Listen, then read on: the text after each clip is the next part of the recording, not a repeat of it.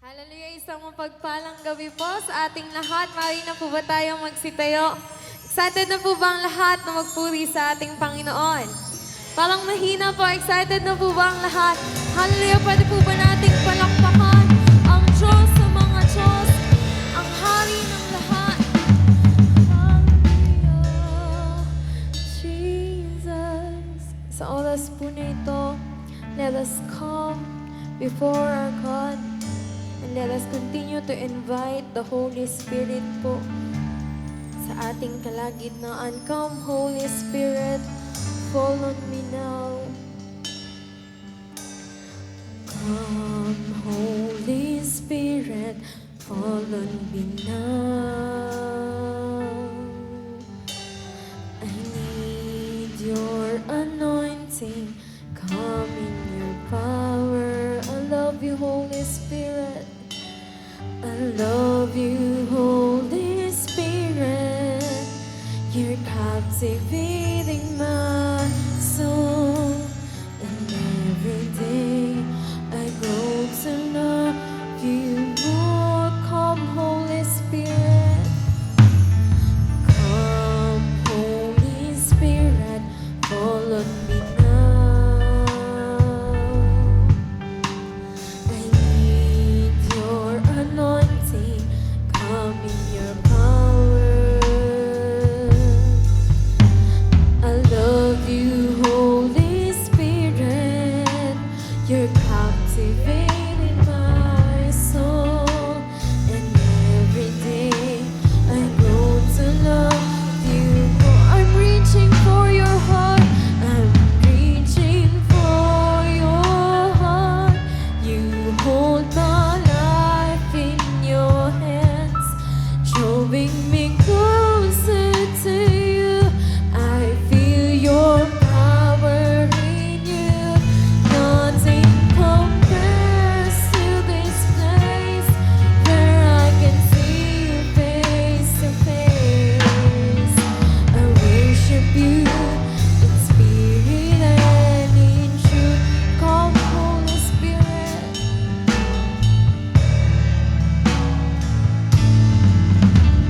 Oh, come, Holy Spirit, fall on me. We need your anointing. I need your anointing. Come in your power. I love you, Holy Spirit. You're captivating my soul. And every day I go to love you more. I'm reaching for your heart. You hold my life in your hands, drawing me closer to you. I feel your power in you. Nothing compares to this place where I can see you face to face. I worship you in spirit and I'm reaching for your heart. I'm reaching for your heart. You hold my life in your hands, drawing me closer to you. I feel your power in you. Nothing compares to this place where I can see you face to face. I worship, let the people sing. I'm reaching for your heart. I'm reaching for your heart. You hold my life in your hands, drawing me closer to you. I feel your power in you. Nothing compares to this place where I can see you face to face. I worship you in spirit and in truth. I'm reaching for your heart. You hold my life in your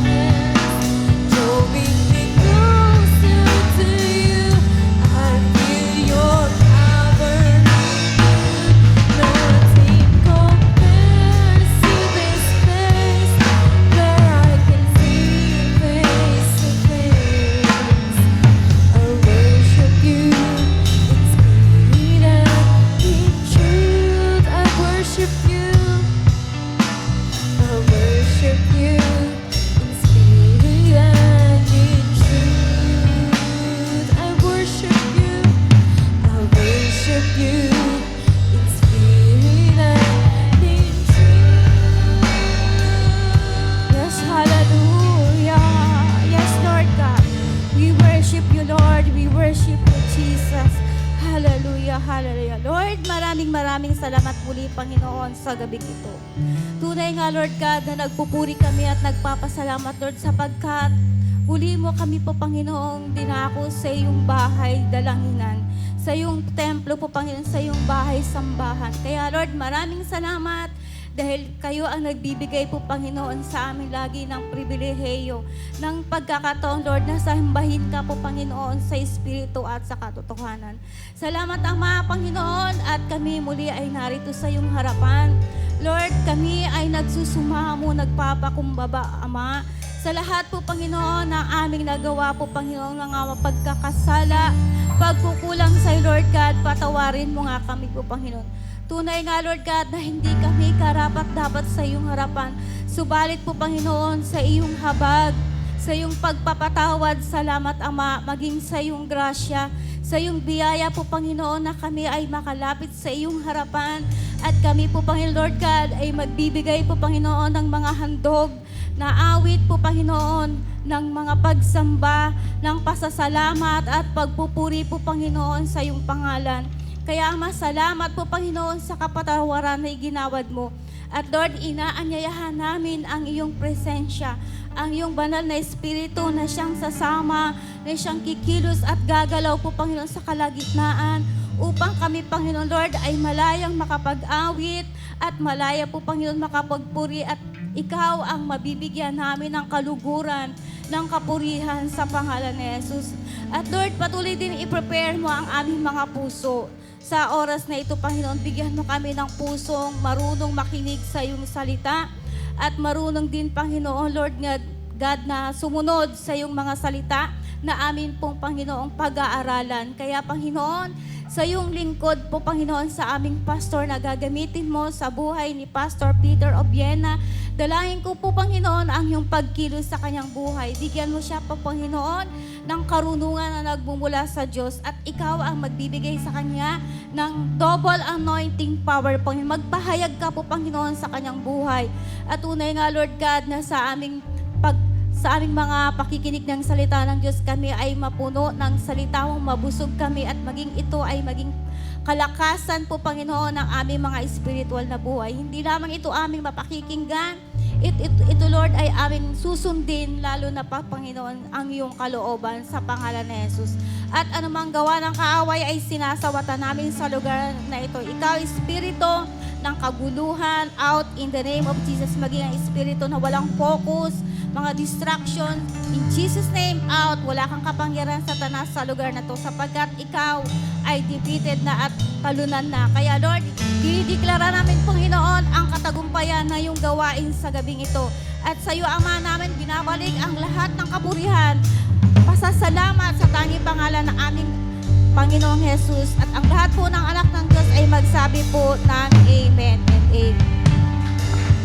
Hallelujah! Tunay nga po na minsan ay inaalaw ng Panginoon ang mga di magandang pangyayari sa ating buhay upang makita natin at ang mga taong nakapaligid sa atin na ang Diyos ay nananatiling mabuti. Amen po ba? He remain faithful, Lord, you are good.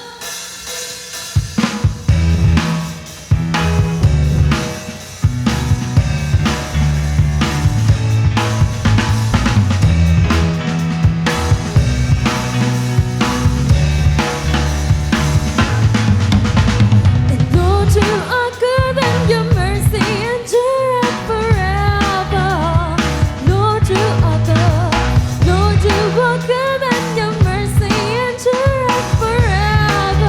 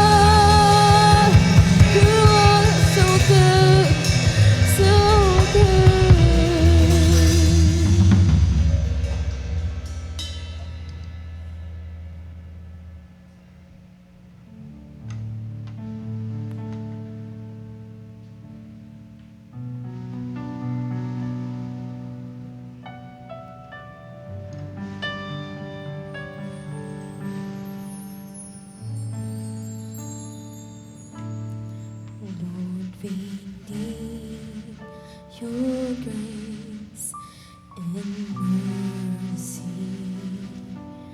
We need to pray like never before.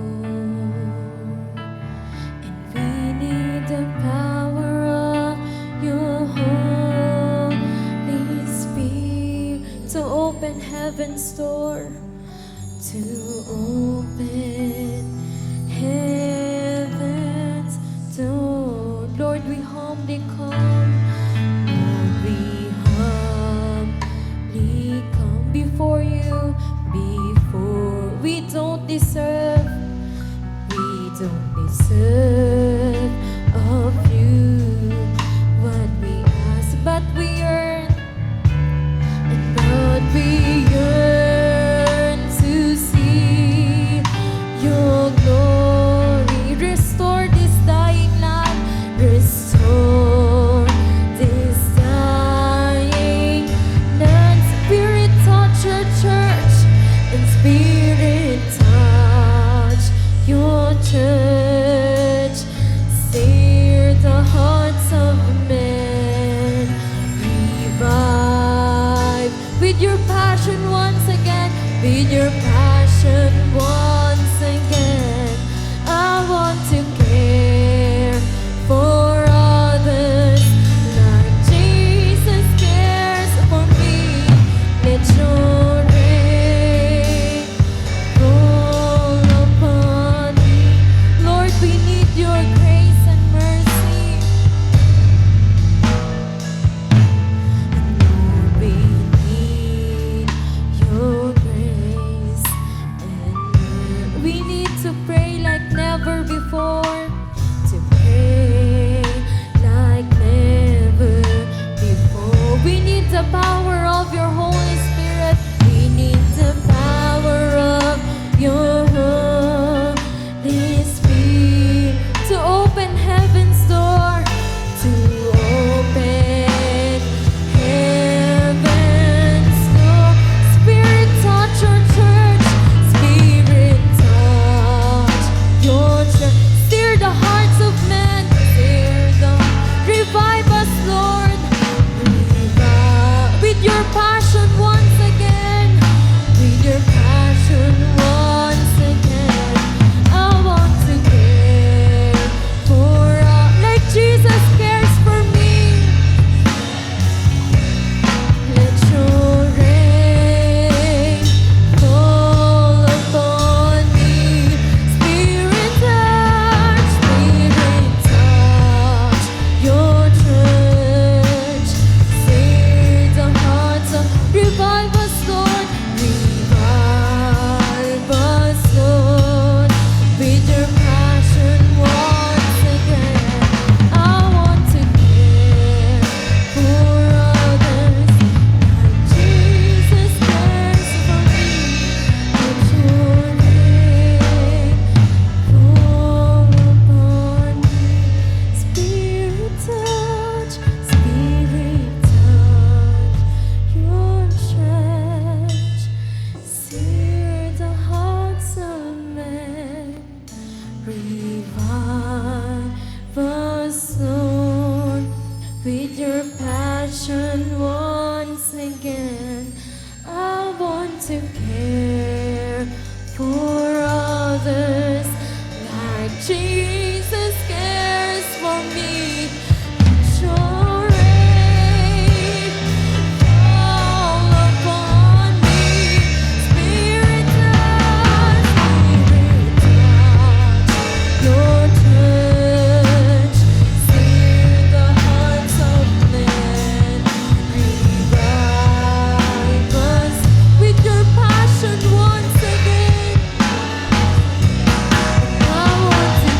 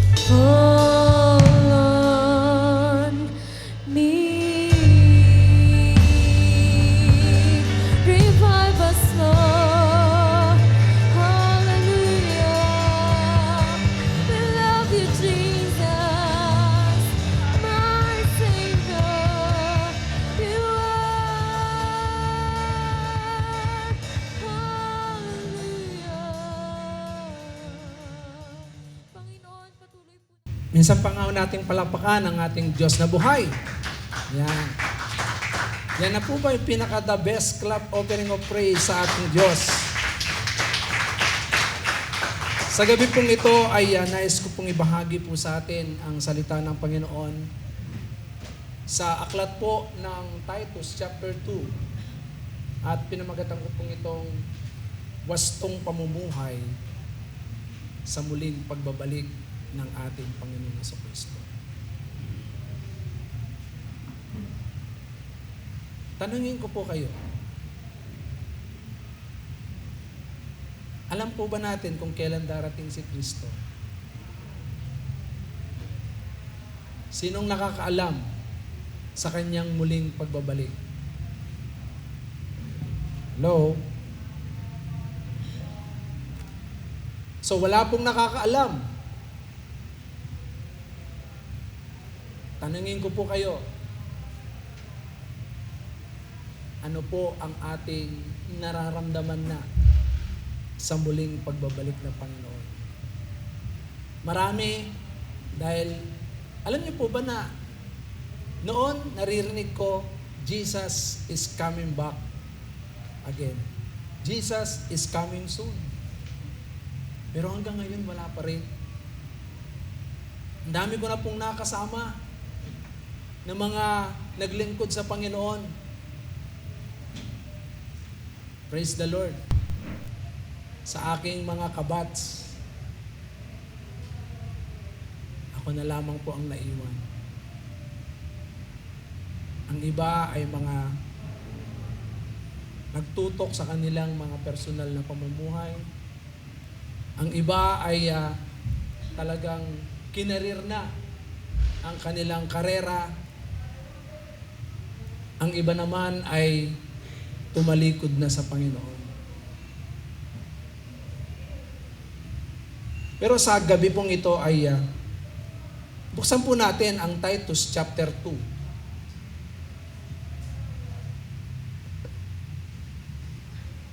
Titus chapter 2. Ang sabi po rito, ang ituro mo naman ay ang mga bagay na naayon sa wastong aral. Sabihin mo sa matatandang lalaki na sila'y maging mahinahon, marangal, mapagpigil sa sarili, at maging matatag sa pananampalataya, pag-ibig at pagtitiis. Sabihin mo sa matatandang babae na sila'y mamuhay na may kabanalan. Huwag maninirang puri. Huwag maglalasing kundi magturo sila ng mabuti upang maakay nila ang mga kabataang babae na mahalin ang kanilang mga asawa at mga anak. Ang mga kabataang ito ay kailangan ding turuan na maging mahinahon, malinis ang isipan, masipag sa gawaing bahay, mabait at masunurin sa kanilang asawa upang walang masabi ang sinuman laban sa salita ng Diyos ng dahil sa kanila. Turuan mo rin ang mga kabataang lalaki na maging mapagpigil sa sarili sa lahat ng paraan. Maging halimbawa ka ng mabuting ugali at maging tapat ka at kagalang-galang sa iyong pagtuturo. Nararapat na pananalita ang lagi mong gamitin upang hindi mapintasan ninuman ang mga sinasabi mo. Kaya't mapapahiya ang ating mga kalaban sapagkat wala silang masasabing masama laban sa atin. Turuan mo ang mga alipin na maging masunurin at kalugod-lugod sa kanilang mga amo. Hindi nila dapat sagot-sagutin ang mga ito. Ni pagnakawan man, dapat silang maging tapat sa lahat ng pagkakataon upang maipakita nila sa lahat nilang ginagawa ang kagandahan ng katuruan ng Diyos na ating tagapagligtas. Sapagkat nahayag na ang kagandahang loob ng Diyos na nagdudulot ng kaligtasan sa lahat ng tao. Ito ang nagtuturo sa atin upang talikuran ang makamundong pamumuhay at damdaming makalaman at upang makapamuhay tayo ngayon ng may pagpipigil, matuwid, at karapat-dapat sa Diyos. Habang hinihintay natin ang dakilang araw na ating inaasahan. Ito ang pagbabalik ng ating dakilang Diyos at tagapagligtas na si Jesucristo. Inihandog niya ang kanyang sarili upang palayain tayo sa lahat ng kasamaan at linisin tayo upang maging bayan niyang masigasig sa paggawa ng mabuti. Ipahayag mo ang lahat ng ito at gamitin mo ang iyong kapangyarihan sa pagpapalakas ng loob at pagsaway sa iyong mga tagapakinig. Huwag mong hayaang hamakin ka ninuman. Ang Diyos po ang bahalang magpala sa kanyang buhay at banal na salita. So tignan po ninyo ang nais na ipakita ni Apostol Pablo kay Titus na ituro ang wastong pamumuhay. Anong klaseng pamumuhay na dapat makita, lalo na sa kanya bilang tagapagturo at sa ating pong mga Kristiyano? Kasi tayo po yung salamin ng kalwalhatian ng Panginoon. Tayo po yung tinitignan ng tao. At kung ano man yung makita nila sa atin, ang tingin nila sa atin, tayo ay Kristiyano. At kapag nakita nila na tayo ay Kristiyano, ang tanong, paano ba nila sabihin, Kristiyano yan? Or, Kristiyano yan? Parehas. Anong pinagkaiba doon sa dalawa? Kristiyano yan? Kristiyano yan. Malaki ang pagkakaiba pero parehas lang po na salita. Kristiyano yan? Kristiyano yan. Di ba? So pag nakita kanila, hindi ito patanong. Kristiyano yan? Dapat ang maririnig po sa atin, Kristiyano yan. Ibig sabihin, makikita po ang tatlong bagay na ito na yung sa verse 12, tingnan po ninyo, para iisa-isahin natin mamaya.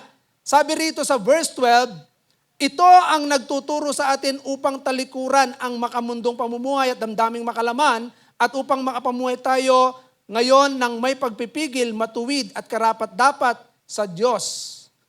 Habang hinihintay natin ang dakilang araw na inaasahan na ating inaasahan, ito ang pagbabalik ng dakilang Diyos at tagapagligtas na si Jesucristo. Habang hinahantay natin ang ating Panginoong Jesucristo, kailangan tayong mamuhay ng may kabanalan. Kailangan tayong mamuhay ng may pagpipigil sa sarili. Kailangan tayong mamuhay ng matuwid na pamumuhay. Magkaiba po yung may kabanalan at matuwid na pamumuhay. Righteous po yun. Yung isa, godly. Makadiyos. May kabanalan. At the same time, tayo po ay makapamuhay ng talagang karapat-dapat sa harapan ng Diyos. Karapat-dapat. So una, may kabanalan, makadiyos. Pangalawa, may pagpipigil sa sarili. Pangatlo, tayo po ay matuwid at karapat-dapat sa harapan ng Diyos.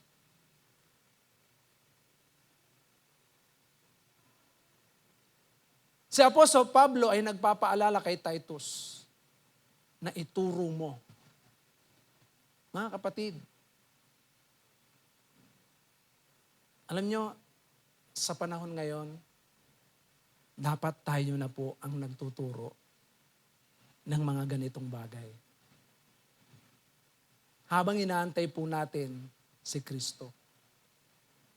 Nakakalungkot, marami. Nasaan na ngayon? Ano ang ginagawa? Itinuturo kaya nila ang pamumuhay ng makadiyos? Ang pamumuhay ng may kabanalan? ang pamumuhay ng merong pagpipigil sa sarili, ang pamumuhay na merong katuwiran at karapat-dapat sa harapan ng Diyos. So tignan po natin, isa-isahin po natin. Sabi ko nga sa inyo, wala pong nakakaalam ng muling pagbabalik ng ating Panginoong Hesus. Na sinasabi po ng Matthew chapter 24 verse 36. Ano ang sabi ng Matthew 24 verse 36? Walang nakakaalam sinuman sa pagbabalik ng ating Panginoon. Kahit anghel o maging ang anak ng Diyos. Tanging ang Ama lamang ang nakakaalam. Kaya nga sa pagbabalik ng ating Panginoon ay tayo po ay inuutusan ng Diyos. Katulad ng turo ni Apostol Pablo kay Titus, na ituro niya ito sa mga taga-Kreta. Ang mga bagay na ito, alam niyo po ba na ang mga Kreta, ang mga Crits, ito po yung mga mga matitigas ang ulo. Ang mga taga-Kreta. Pag tinignan po ninyo ang mga Crits, mga taga-Kreta ay napakatigas ng ulo nila. Kaya nga, dito ay si Apostol Pablo ay tinuturuan niya si Titus na ito ang kanyang ituro. Ito ang kanyang ituro. So, tingnan muna po natin yung sinasabi po ng Luke chapter 19 verse 13 na sinasabi ng ating Panginoong Jesucristo yung talinghaga ng mga alipin na binigyan ng ginto, tigi-isang ginto. 10 alipin na binigyan ng tigi-isang gintong salapi. At sa kanilang pagtanggap nito, iba't iba ang kanilang respond. Iba't ibang respond. Katulad kagabi, di ba? Nakita niyo yung yung in-example ko sa inyo kagabi, isang bond paper, tapos tinupi, pinilas, tinupi, pinilas, tinupi, pinilas. Pagbulat-lat po natin nung ating bond paper, iba-iba po ang result. Di ba? So, ganun din po dito na iba-iba ang mga ang respondyaan. Bakit? Sapagkat yung iba ay ayaw maniwala doon sa kanilang magiging hari. At kapag binasa po natin ang talinghagang ito, ay patungkol po ito sa ating Panginoong Hesukristo. Sa kanyang muling pagbabalik sa paghahari ng ating Panginoon. At dito makikita natin yung isa ay tumubo ito ng 10 kasi tinrabaho niyang maigi. Yung isa naman, nung tinanong siya, tumubo ito ng 5. At yung isa naman, lumapit sa kanyang master o sa kanyang ano ba yung Tagalog ng master? Nakakalimutan ko yung amo. Yung kanyang pinuno. Yung kanyang master. Yan. So lumapit siya, sabi niya, ito po yung binalot ko po at itinago. Tinago ko, sabi niya. Tinago niya. At nung sinabi niya, meron pa siyang mga salita. Sabi niya, alam ko po kayo po ay mahigpit. Mahigpit na amo. Kinukuha nyo yung hindi nyo pinagpaguran. Kinukuha nyo yung hindi nyo pinagpagalan. Sabi niya, kaya tinago ko po ito. At ito na po. Yan. So sabi ng alam mo palang mahigpit ako. Sana dinala mo na lang sa bangko upang tumubo ito. Sabi niya. So kuhanin ninyo. Pakinggan nyo pong maigi kuhanin ninyo ang ginto sa kanya at ibigay ninyo sa 10. Merong nag-react. Sabi nung iba, Panginoon, meron na po siya. Meron na po siya. Sabi niya, ang sagot ng kanyang Panginoon, sabi niya, ang meron ay bibigyan pa at yung wala ay lalong mawawalan. Ano ang principle nito? Alam niyo po ba na ang taong nagsusumikap para sundin yung kalooban ng Panginoon, ang siyang lalong magkakaroon? Pero yung taong ayaw sumunod sa Diyos at nagsusumikap sa mga bagay na hindi kalooban ng Diyos, siya yung mawawalan. Pakinggan niyo pong maigi ito. Marami po ayaw nilang sumunod sa sinasabi ng Biblia. At talagang binibigyan nila ng pansin ang mga bagay dito sa sanlibutan. Tandaan po natin, itong sanlibutang ito, pansamantala lang. Meron po tayong mas dapat na paghandaan yung ating buhay sa kabilang buhay. Kaya nga, dito po sa Titus, tignan po natin yung wastong pamumuhay. Samantalang inaantay po natin si Kristo. Verse 1 ng Titus chapter 2. Para sa mga matatanda, sabi niya, ang ituro mo naman ay ang mga bagay na naayon sa wastong aral. Sabihin mo sa matatandang lalaki na sila'y maging mahinahon, marangal, mapagpigil sa sarili at maging matatag sa pananampalataya, pag-ibig at pagtitiis. Para po sa mga matatandang lalaki, wala po yung mga matatandang lalaki natin ngayon. Puro mga matatandang babae.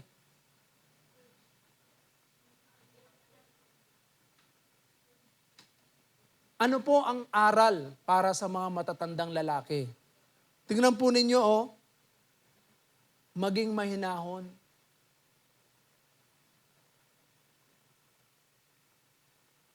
Maraming mga lalaki, habang tumatanda, nawawala yung pagiging mahinahon. Nagiging mainitin ang ulo.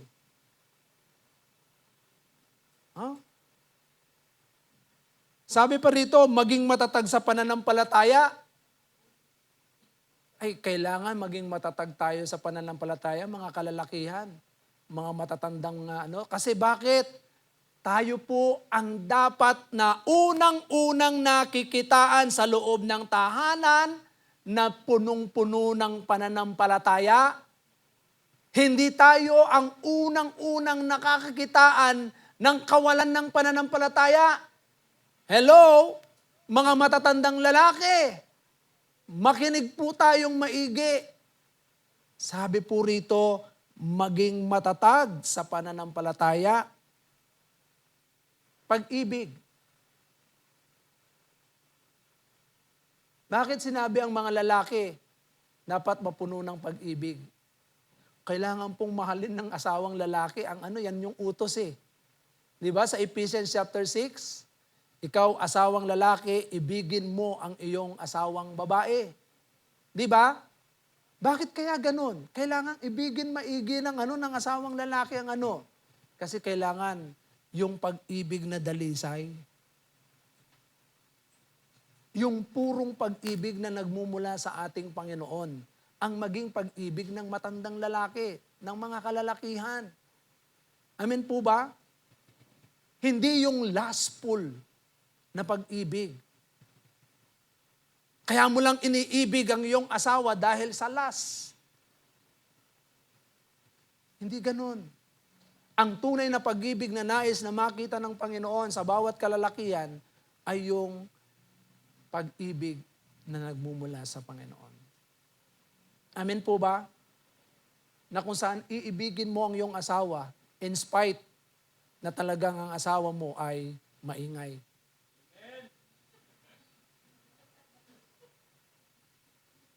Maingay po ba ang mga asawang babae? Sabi pa rito, pagtitiis. Kailangan tiisin mo yung ingay ng asawang babae. Di ba?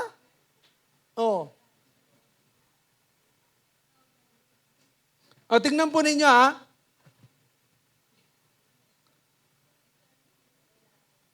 Pagtitiis. Kailangan sa mga asawang lalaki, matuto tayong magtiis.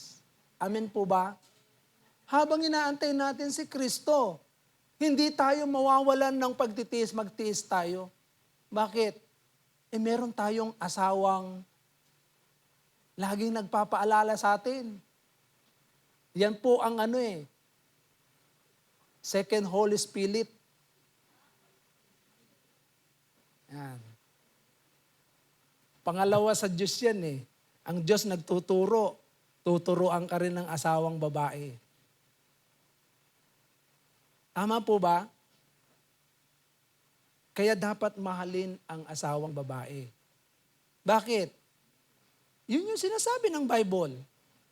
Kailangan maging mapagpigil sa sarili, kailangan maging matatag sa pananampalataya, kailangan maging mapagmahal yung pag-ibig.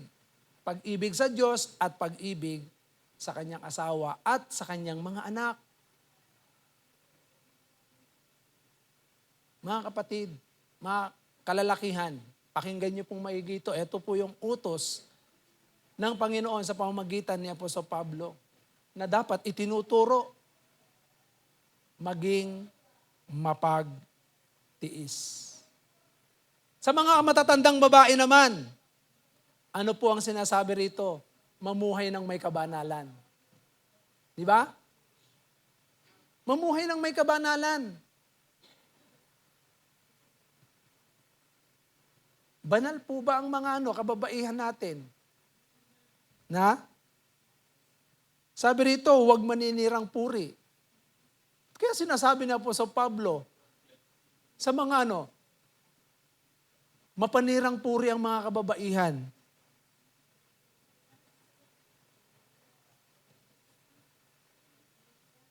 Lasengga. Lasengga ang mga taga-Krets. Pero alam niyo po ba sa panahon natin ngayon, wala naman naglalasing sa mga kapatiran. Pero ang mga mukhang lasing, daldal ng daldal sa loob ng bahay. Nalalasing na sa problema, sa mga gastusin, mga bilihin. Yan.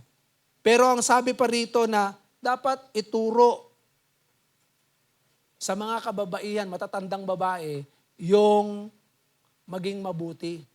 Ayan Ang ituro nila ay pawang kabutihan. Di ba? Pawang kabutihan. At alam niyo po ba na madalas kapag ganito may mga pangyayari, lalo na kapag may mga asawa na ang mga anak, pagka yung mga anak na, pagka nagkakaroon ng problema, iwanan mo na yan. Ganyan ang mga payo kadalasan ng mga magulang na babae. Mga unbeliever, pero meron din mga mga believer. Kaya nga ito, dapat ituro din. Hindi lamang sa mga unbeliever, kundi dapat tayo habang inaantay si Kristo. Amen po ba? Habang inaantay si Kristo. Ano ang ituturo? Sabi ron yung mabuti upang maakay nilang mga kabataang babae na mahalin ang kanilang mga asawa at mga anak. Tingnan po ninyo sa panahon ngayon, sino nag-aalaga ng mga anak? Ng mga anak? Di ba? Lola. Lolang nag-aalaga. Bato-bato sa langit, yung mga taga-alaga ng mga lola. Matuto po tayo na turuan natin ang ating mga anak na silang mag-alaga ng kanilang sariling anak. Hello? Kasi tinuturuan natin ang mga anak natin na maging irresponsable sa anak. Tinuturuan natin yung mga apo natin na maging spoiled. Kaya pag uwi sa mga bahay, tigas ulo niyan. Pagka sinasaway na ng mga nanay, ng tatay, takbo agad doon sa lola. Malulula kayo. Kaya mga kapatid, ito po ay wag po nating hayaan. Turuan natin ang mga kabataang babae na mahalin ang kanilang asawang lalaki at mahalin ang kanilang mga anak. So yung asawang lalaki, dapat Mahal ng mga kabataang babaeng kanilang mga asawa. Hindi yan ginugulpi. Dapat minamahal ng mga kabataang lalaki ang mga asawa. Meron po ba ritong nanggugulpi? Ito, tandaan ninyo nakasulat po sa Bible. Sa Malakay chapter 2, verse 15 I think, na sinasabi doon, yung asawang nananakit, sabi doon. Asawang nananakit alam po ninyo kung ano yung mga pananakit. Mental, emosyonal, physical. Babae man yan o lalaki. Yan, Malakay chapter 2. Tingnan ninyo. Verse 15. Ang asawang nananakit, napuputang Diyos.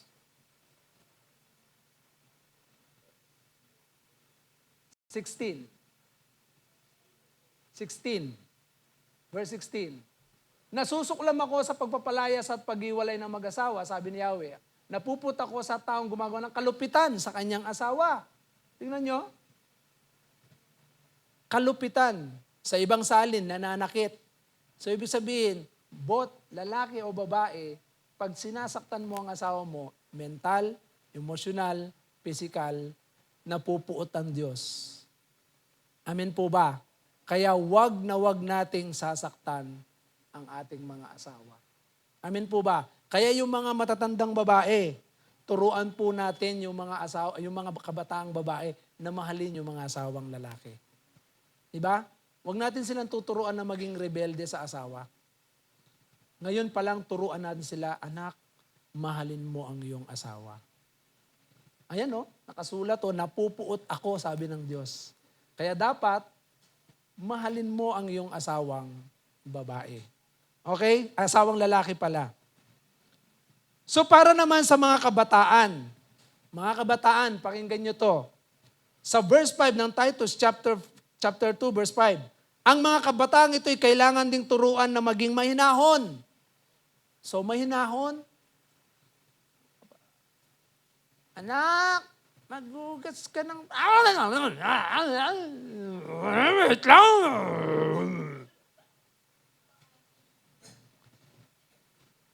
Grabe, pag ginuutusan, mahinahon, sabi ng Bible. Malinis ang isipan. Kailangan malinis ang isipan. Alam niyo ba kung bakit napupulyot ang mga kabataan ngayon? Dahil sa cellphone. Kaka-cellphone. Walang tigil ng kaka-cellphone yan. Alam niyo, ang cellphone, 1 minuto ka lang na magganon, ang dami nang naipasok sa isipan. Paano kaya pagka ikaw ay kalahating oras na? O kaya kalahating araw? O kaya magdamag? Puro browse ka ng browse.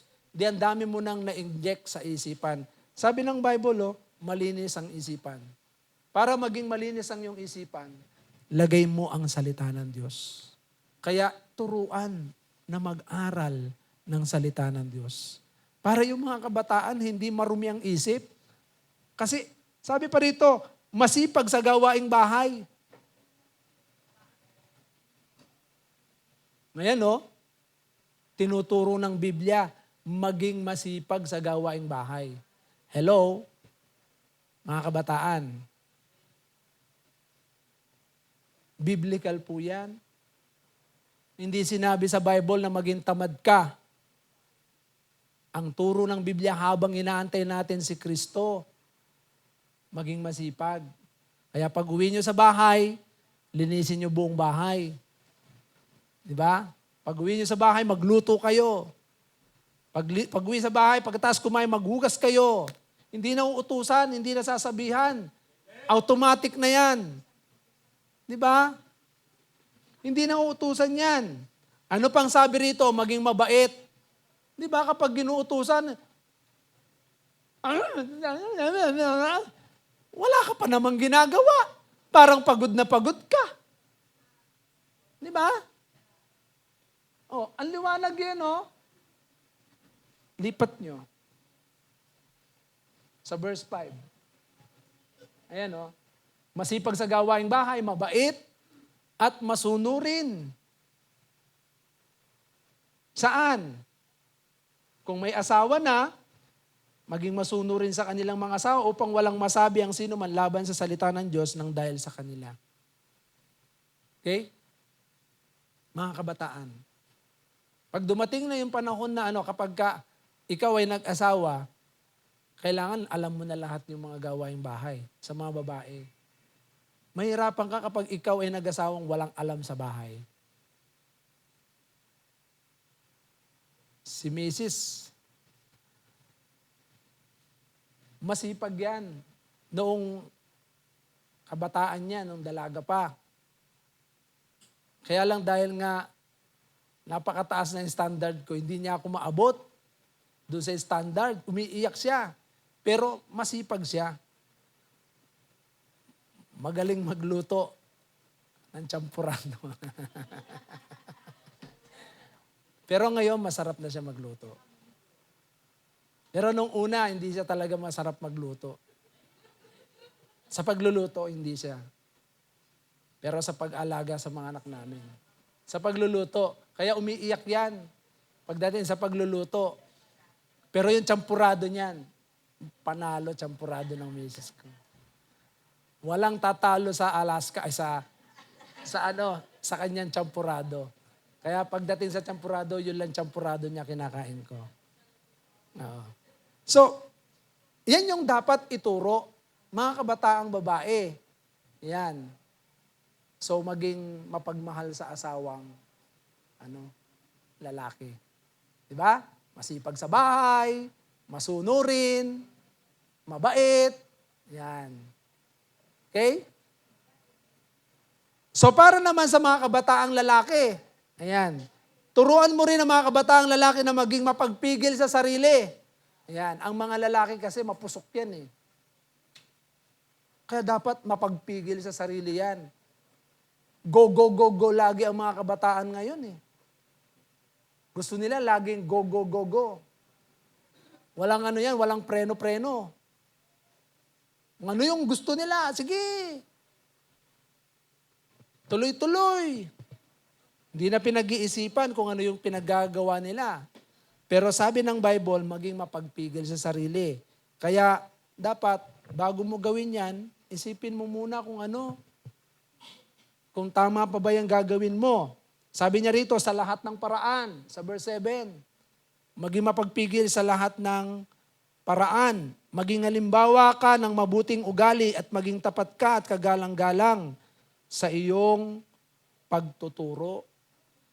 Diba? So mga lalaki kasi, ang lalaki pagka dumating yung panahon, ikaw magiging tatay. Siyempre, tuturuan mo yung anak mo. Diba? So kaya dapat ang mga lalaki, kaya kabataang lalaki, ngayon pa lang, dapat maturuan ka ng magpigil sa sarili, maging halimbawa ng mabuting ugali, at tapat. Yan, tapat. Kaya kapag ikaw, nanliligaw ka na ngayon, wala ka nang hahanaping iba. Yun na yun. Kasi kapag nanligaw ka na, ibig sabihin yan, yan na yung pakakasalan mo. Ha? Collect and collect, then select. Mali.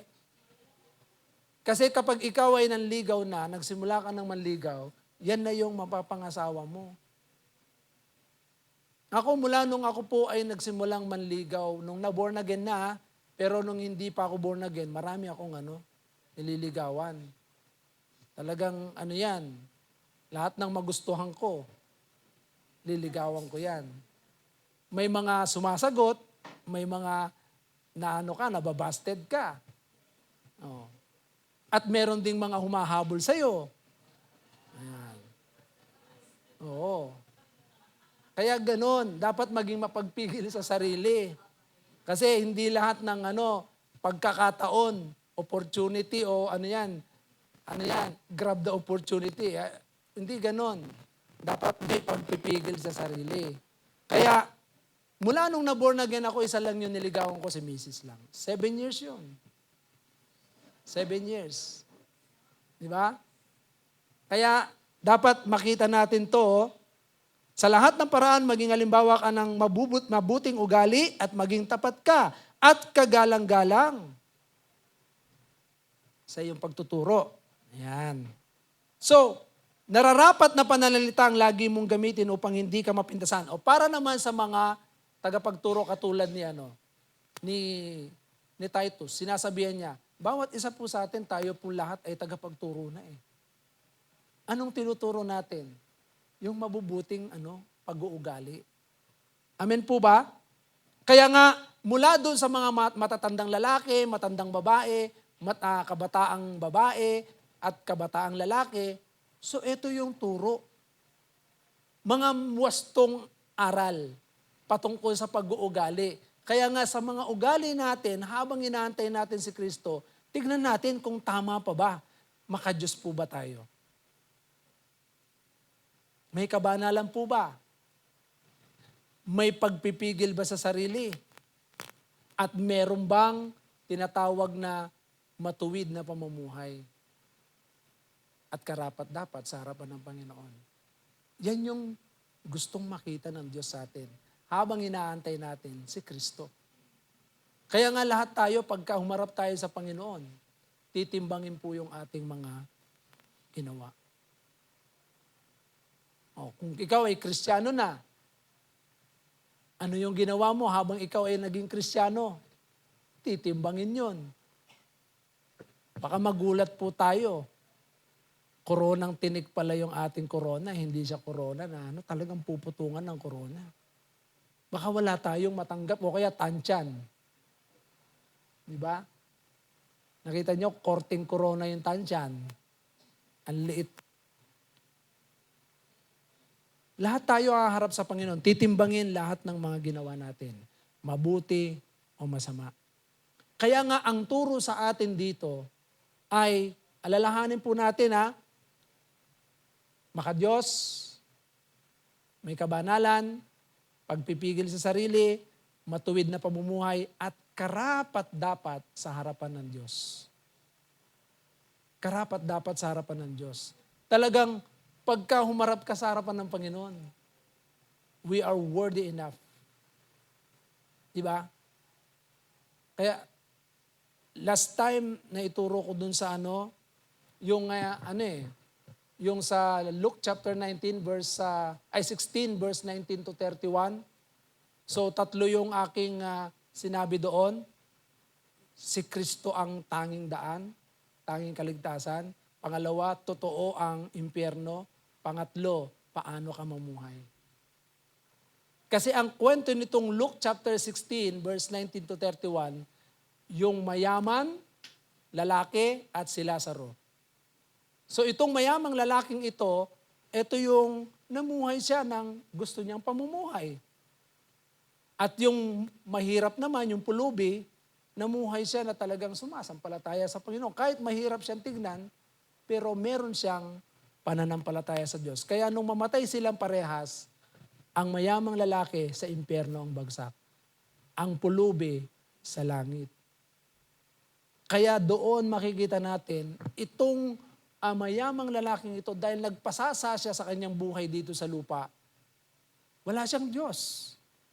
Kaya nung nandun siya sa impyerno, siya. Sabi niya, Amang Abraham, sabi mo nga kay Lazaro, isawsaw niya yung kanyang daliri para maibsan naman yung aking paghihirap dito. Uhaw na ako. Sabihin, nararanasan niya yung kahirapan at totoo ang impyerno. Kaya ang ating Panginoong Jesucristo, itinuro niya ito at hinalintulad niya ang impyerno dun sa panahon ng, sa lugar ng Hinimon, yung Gehenna. Ito po ay lugar na malapit sa Jerusalem na doon lahat tinatapon ang lahat ng mga, mga patay, lahat ng marurumi, sinusunog lahat doon. At lahat ng mga masasama, doon lahat pinarurusahan yung masasama doon sa lugar na yon. Kaya hinalintulan niya doon, may mga uod. Kaya talagang totoo ang impyerno. Kaya tatlo ang puntos ko doon. Tanging si Kristo lang ang kailangan ng tao. Totoo ang impyerno. At ano ang iyong pamumuhay habang ikaw ay nandito sa lupa.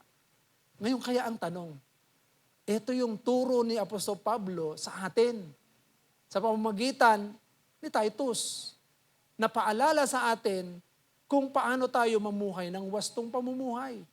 Kaya sa bawat isa po sa atin, alalahanin po natin tong apat na to. Ikaw ba ay makadiyos?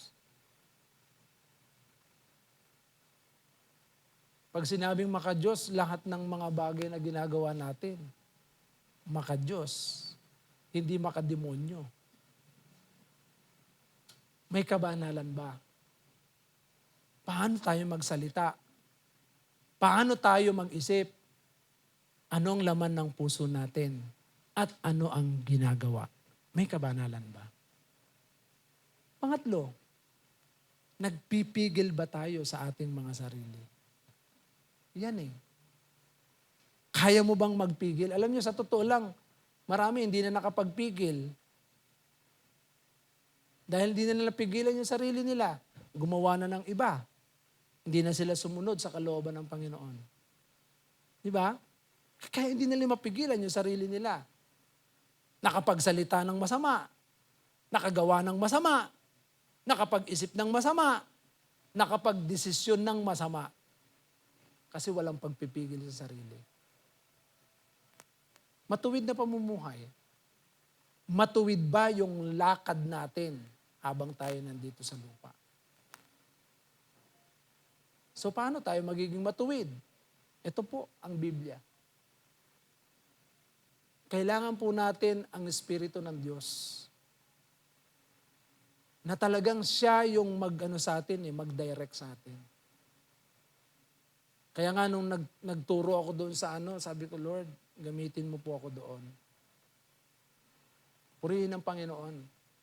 Tuwan-tuwa naman sila sa talagang, and I know and I believe they are so blessed. Na nakita ko sa kanilang mga ekspresyon na pinagpala po sila. Habang ako ay talagang hirap na hirap ang kalooban ko, na nainiwan ko ang pamilya ko na sila po ay nanganganib.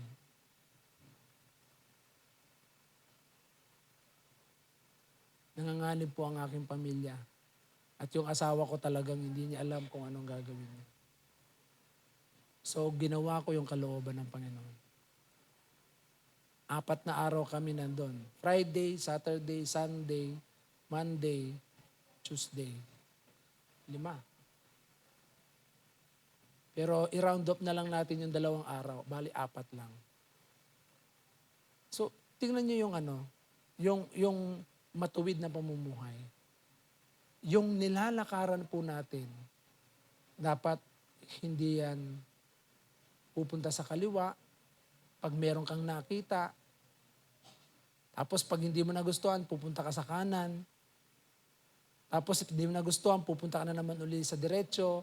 Dapat diretso lang. Matuwid. Matuwid yung ginagawa. Matuwid ang gagawin natin. Ngayon, naglilingkod tayo sa Panginoon. Alam niyo po ba na kailangan effective tayo at saka efficient? Pag sinabing effective, tayo po ay we are doing right. Pag sinabing efficient,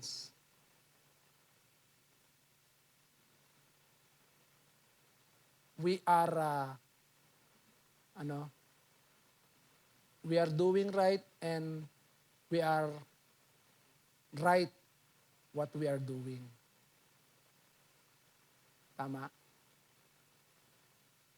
Tama yung ginagawa natin at tama yung ating mga gagawin.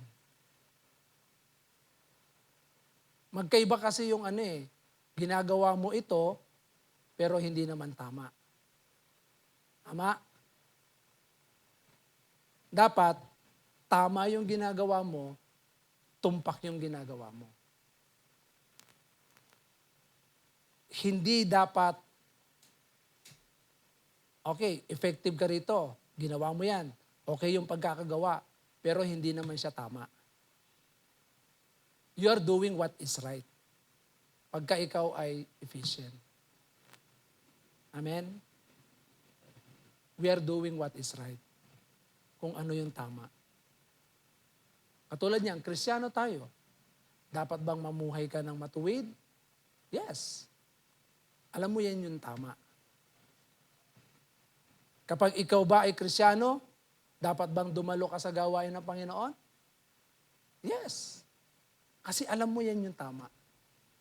Di ba? Yan yung nakasulat sa Bible. Kaya nga kung ginawa mo ito, at hindi naman yun yung tama, pero gumawa ka ng, effective ka dyan, pero hindi mo naman ginawa yung tama, hindi ka efficient. Kailangan tayo pong mga lingkod ng Panginoon, kailangan effective tayo, efficient din. Kasi ginagawa natin yung tama at gumagawa tayo ng tama. Parang tama ba yung Tagalog ko? We are doing right and we are doing what is right. Yan. Tagalogin nyo na lang yung English. Nahirapan akong Tagalogin yung English ko. Parang kanina pa kausap ko yung isa. So, matuwid na pamumuhay. Alam mong ito yung kalooban ng Panginoon. Lakaran natin yan. Huwag nating hindi lalakaran. Kaya nga minsan, bakit maraming mga Kristiyanong nangihina? Kasi hindi nila nilalakad yung yung tamang lakad. Tamang lakad. So, tignan ninyo bigyan ko kayo ng sample. Merong isang agila. May itlog. Isinama siya doon sa naglilimlim na na manok. Sinama siya doon sa naglilimlim na manok. Tapos, napisa. Parehas na napisa. Sisiw.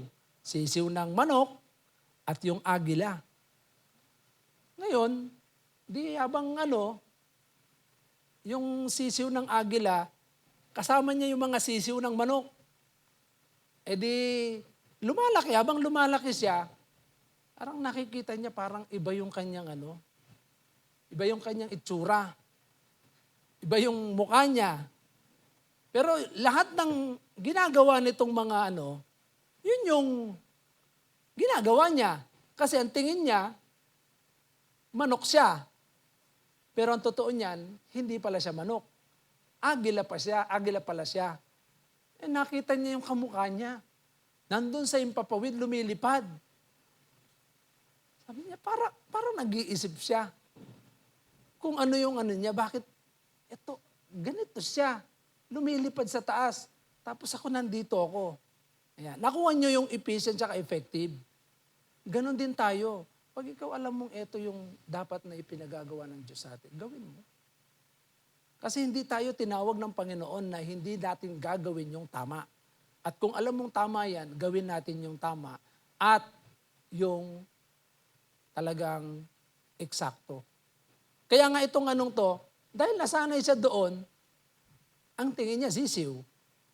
Pero nung nagsimula siyang kumampay at lumipad, doon niya nakita yung kaibahan niya. Doon sa kanyang mga Kasi nakita niya na hindi pala ako manok. Agila pala ako. Yan. Kaya sa bawat isa sa atin, tandaan po natin minsan, sa mindset natin, ang tingin natin parang mahirap tayo. Ang tingin natin parang ang liit natin. Pero ang totoo niyan, sa harapan ng Panginoon, dahil karapat dapat tayo sa harapan ng Panginoon, then act like the Son of the living God. Amen po ba? Amen po ba? Mag-acto tayo na talagang tunay na anak ng Diyos tayo. Hindi yung parang hindi tayo anak ng Diyos. Mag-act tayo na tunay na anak ng Diyos. Ipakita natin yung pagiging makadiyos, pagiging banal, matuwid, talagang merong pagpipigil sa sarili, at the same time, matuwid yung ating pamumuhay, karapat dapat sa harapan ng Panginoon. Amen po ba? Sabihin nyo sa katabi nyo, hindi ka sisiw, agila ka. Diba?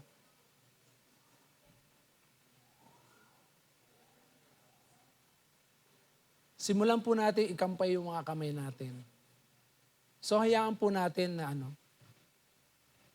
lumipad tayo ng mataas.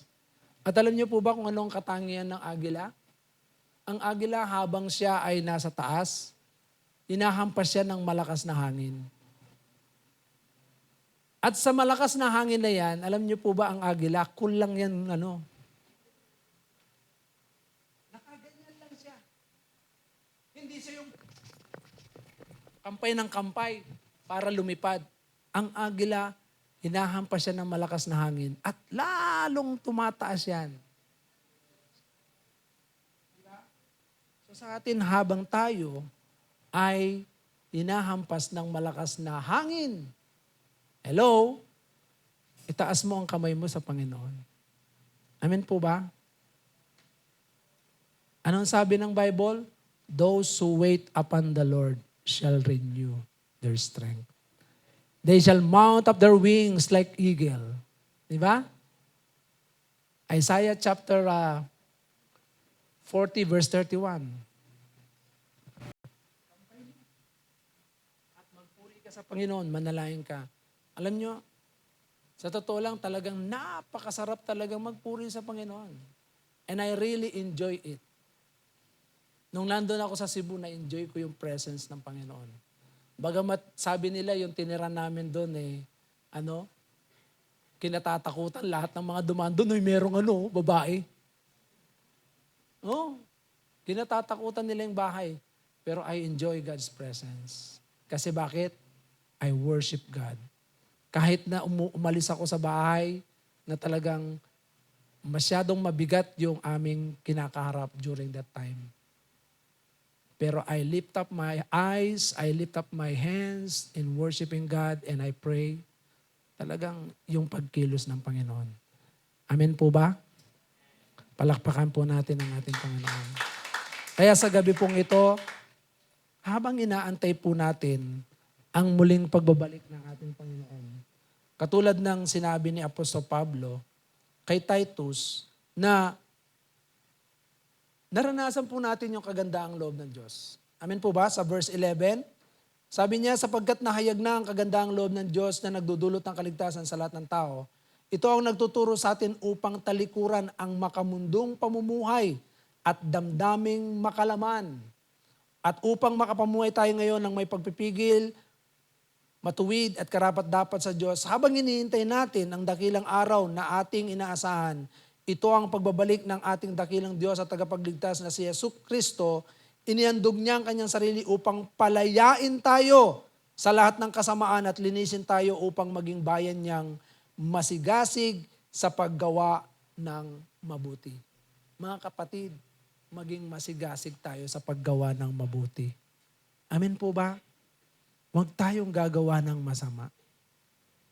Nasa school ka, nasa trabaho ka, nasa bahay ka, mabuti ang gagawin natin. At lalo na pag nasa church tayo, mabuti. At sinasabi rito, ipahayag mo ang lahat ng ito at gamitin mo ang iyong kapangyarihan sa pagpapalakas ng loob at pagsaway sa iyong mga tagapakinig. Huwag mong hayaang hamakin kaninuman. Anong ibig sabihin nito? Si Titus bilang tagapagturo, siya yung maglalarawan ng mga mabubuting bagay na itinuro sa kanya ni Apostol Pablo, ayon sa salita ng Diyos. Kaya sa bawat isa sa atin, anuman yung mga natutunan natin ayon sa salita ng Panginoon, ipakita natin sa lahat ng tao. Para wala silang masabi sila. Hindi nila mapulaan, ay, Kristiyano yan? Di ba? Pag sinabi nilang, Kristiyano yan, sabihin nakikita nila yung mga mabubuting bagay. Ngayon, sa 1 Corinthians 15:58, dito na po ako magwawakas. Si Apostol Pablo ay binibigyan niya ng encouragement ang bawat isa sa atin. Sa pamamagitan ng sinabi niya rito, kaya nga mga minamahal, kung kapatid, magpakatatag kayo at huwag matinag, maging masipag kayo sa paglilingkod sa Panginoon, dahil alam ninyong hindi masasayang ang inyong paghihirap para sa Kanya. Mga kapatid, mahirap maglingkod sa Panginoon. Tama po ba? Pero masarap maglingkod sa Panginoon. Tama po ba? Alin doon ang mas maganda? Mahirap, masarap? Na? Masarap. Huwag mong pansinin yung hirap na dinadanas mo kasi bakit? Dito sa lupa, mahirap man yan, pero hindi kayang ipaliwanag yung mararanasan natin pagdating ng araw. Kaya nga dito, maliwanag ang sabi ni Apostol Pablo at ito ay dapat nating ilagay sa isip natin. Lahat ng ginawa natin, hindi yan masasayang. Amen po ba? Kaya huwag kayong manghinayang kung nagbigay kayo ng buhay sa Panginoon. Kaya yung kanina sa Luke chapter 24 verse 36, yung binasa ko kanina, na nagbigay ng isang ginto, tandaan natin, ano man yung ibinigay ng Diyos sa atin, use it for His glory. Gamitin po natin para sa kalwalatian ng Panginoon. Huwag tayong mapapagod. Amen po ba?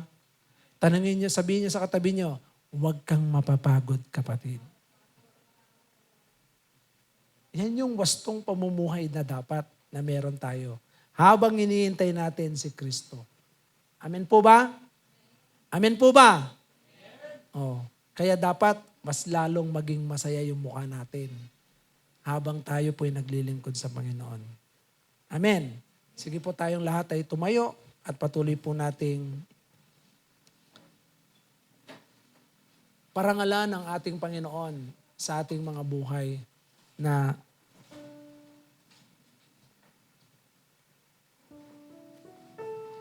isipin mo ikaw ay isa sa mga binigyan ng Diyos ng isang salaping ginto. At yung salaping ginto na yan ay binigay ng Diyos sa iyo. Pagyamanin mo yan. Kasi pagharap natin sa Panginoon, hindi naman si pastor ang magsusulit sa iyo eh. Hindi naman yung mga kapatid sa pananampalataya ang magsusulit sa iyo. Ang Diyos na nasa langit ang magsusulit sa atin. Amen po ba? Pwede bang hawakan mo ngayon yung mga ibinigay ng Diyos sa iyo? At habang ito ay hawak-hawak mo ngayon, patuloy mong ialay sa Panginoon ito. At sabihin mo sa Panginoon, Lord, I offer my life as a living sacrifice. Hayaan mo na habang ito ay taglay mo, huwag mo nga hayaan na nakawin ng iba. So habang tayo nakayukot, nakapikit, patuloy mong isipin lahat ng binigay ng Diyos sa atin. At patuloy nating gamitin para sa Kanya. Sige po, tayo pong lahat ay yumukot pumikit. All that I am, all that I have, I lay them down before you. Oh Lord, all my regrets and all my acclaims, the joy and the pain, I'm making them yours. Things in the past, things yet unseen,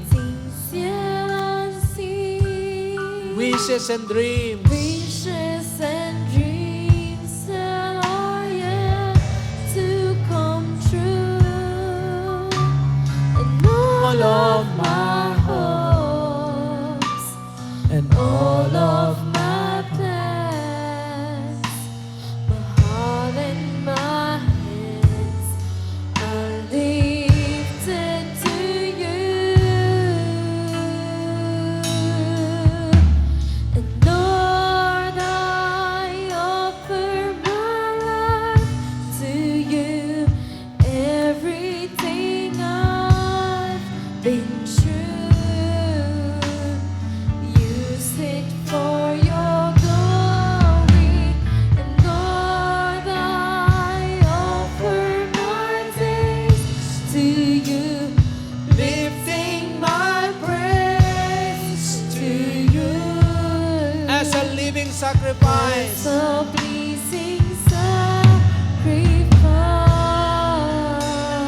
Lord, I offer you my life. Lord, I offer you my life. Mga kapatid, habang ikaw ay nakayukot, nakapikit, katulad ng sinabi ni Apostol Pablo kay Titus,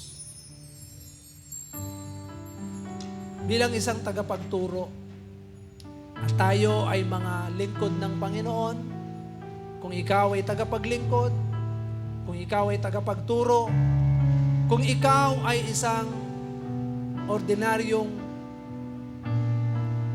asawang lalaki, asawang babae, o ikaw ay anak, sa oras na ito, anuman ang iyong kalagayan, anuman ang iyong sitwasyon, kapatid, nais ng Panginoon na ikaw ay mamuhay ng wastong pamumuhay habang inaantay natin ang ating Panginoong Jesucristo. At sa haba ng panahon ng ating pag-aantay, matuto tayong magtiis habang tayo ay dumadanas sa mga iba't ibang mga karanasan ng buhay.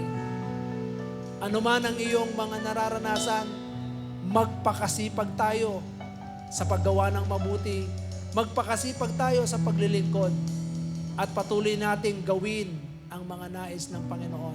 Huwag tayong matitinag, sapagkat alam natin na ang lahat ng bagay na ginagawa natin ngayon, ito ay magdudulot ng napakaganda pagdating ng araw. At hindi natin ito kaya ipaliwanag. Kaya sa mga oras na ito, maging handa po tayo sa muling pagbabalik ng ating Panginoon. Hindi natin alam kung kailan, walang nakakaalam kung ano ang araw, kung ano ang panahon, at kung ikaw ngayon, let me challenge you right now, kung ikaw ay naglilingkod sa ngayon, huwag ka nang lalayo pa, huwag ka nang titigil pa sa paglilingkod sa Panginoon. Magpatuloy kang maglingkod sa Panginoon kahit anong mangyari, sapagkat sa paglilingkod natin sa Panginoon, hindi ka lugi, kapatid.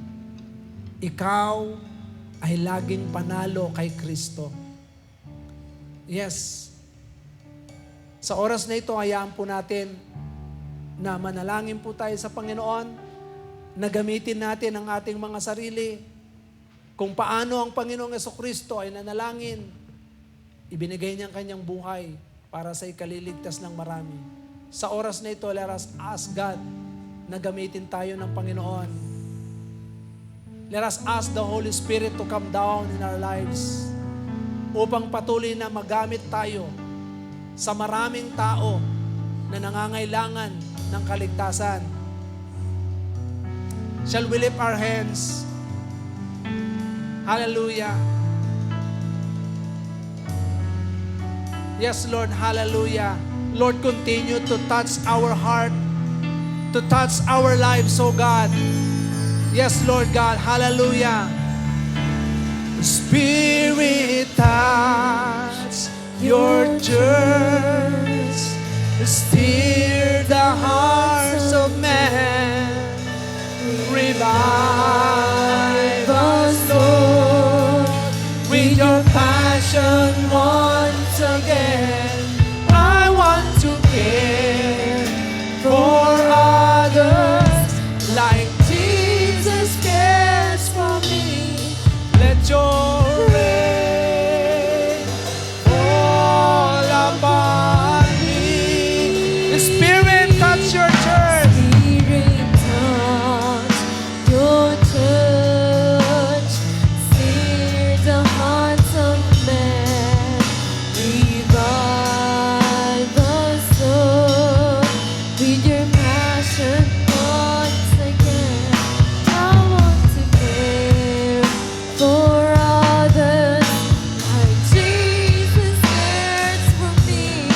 Let your rain fall upon me.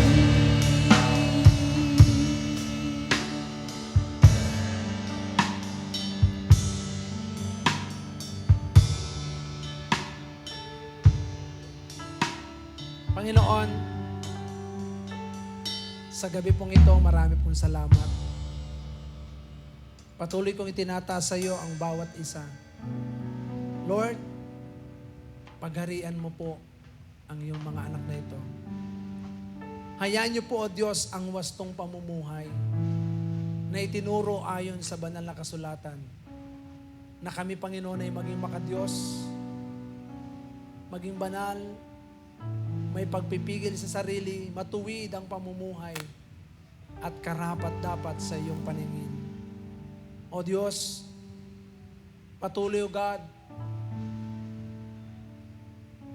Ikaw ang maghari at tulungan mo ang bawat isa ng mga salita mong ito ay magkaroon ng liwanag habang kami, Panginoon, ay nag-aantay sa iyong muling pagbabalik.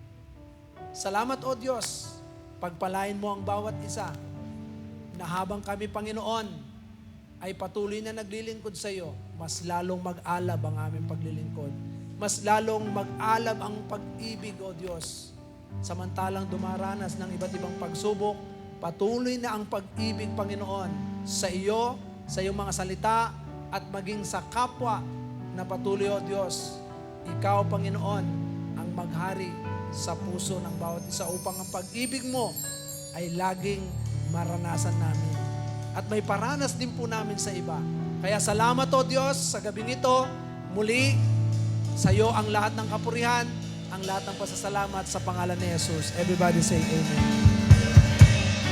Let us continue to sing glory unto His name. Great is the Lord.